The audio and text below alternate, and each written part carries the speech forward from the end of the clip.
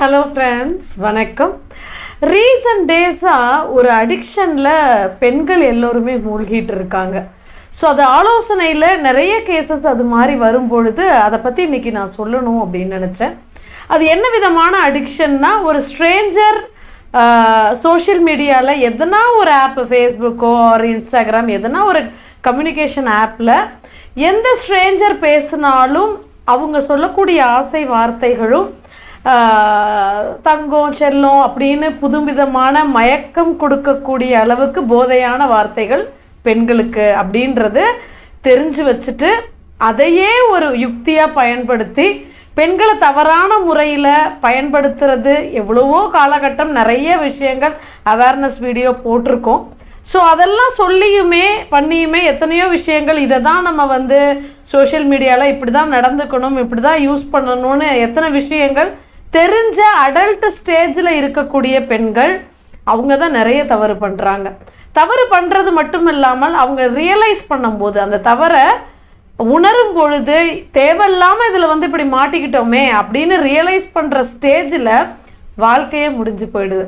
ஏன்னா நிறைய கணவர்கள் தங்களுக்குள்ள பிரச்சனை அப்படின்னு ஆலோசனைக்கு உட்காரும்போது அவள் நிறைய பேர் கூட ஃப்ரெண்ட்ஷிப்பில் இருக்கா, நிறைய சேட்டிங்கில் இருக்கா, அது அவளாலேயே நினச்சா கூட திருந்த முடியல, எத்தனையோ முறை நான் வார்ன் பண்ணியும் திருந்தலை, அடிச்சும் திருந்தலை, அவங்க வீட்டில் அவங்க அம்மா வீட்டிலையெல்லாம் கம்ப்ளைண்ட் பண்ணியும் திருந்தலை, இதை எப்படி திருத்துறதுன்னு எனக்கு தெரில. சரி, இது ஒரு வேலையாக நான் கவனிச்சுட்டு இருக்கிறதும், நான் பொழுதன்னைக்கு ஒரு வேலைக்கு போகிறேன், நான் ஒரு கணவனா அவளை எப்படி நான் மெயின்டைன் பண்ண முடியும், அவளை பாதுகாத்துக்கிட்டே நான் இருக்க முடியுமா, இவ்வளோ வயசாயும் அவளுக்கு தானே அதெல்லாம் தெரியணும் அப்படின்னு கணவர்களும் புலம்புறாங்க.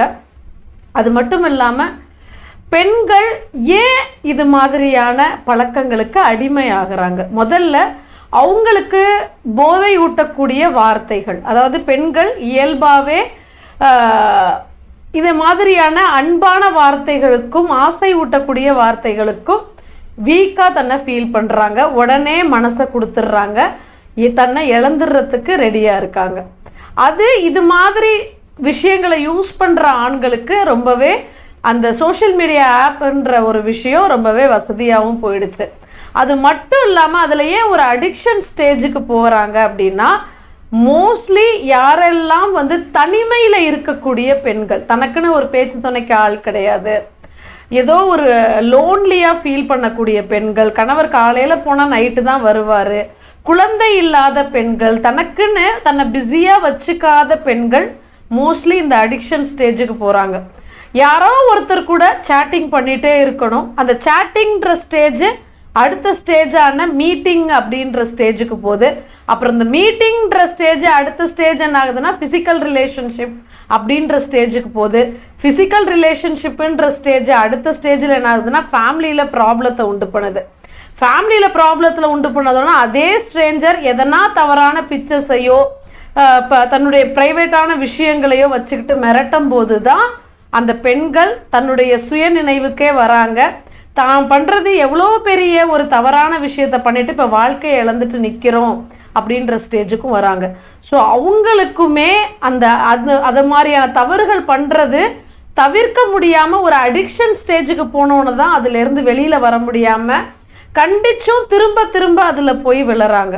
ஸோ அவங்களுக்கு நம்ம ஃபஸ்ட்டு பண்ணக்கூடிய விஷயம் என்னவா இருக்கும் அப்படின்னா, முதல்ல அவங்க தனிமையில் இருக்கக்கூடிய சூழ்நிலைக்கு நம்ம விடக்கூடாது.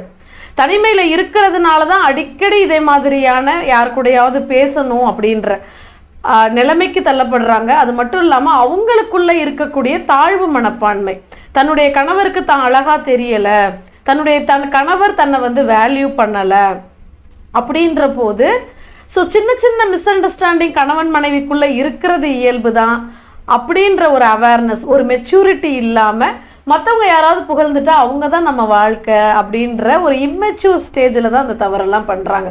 ஸோ அவங்கள தனிமையில் இல்லாமல் அவங்களுடைய மைண்டும் அவங்களோட ஃபிசிக்கலும் ஒரு பிஸி ஆக்டிவிட்டியோடு வச்சுக்கிட்டு, அது மட்டும் இல்லாமல் ஒரு ப்ராப்பர் கவுன்சிலிங்கும் அவங்களுக்கு கொடுத்து இந்த அடிக்ஷன் ஸ்டேஜ்லேருந்து அவங்கள வெளியில் கொண்டு வர முடியும், பத்திரமாவும் குடும்பத்தை வச்சுக்க முடியும். நன்றி.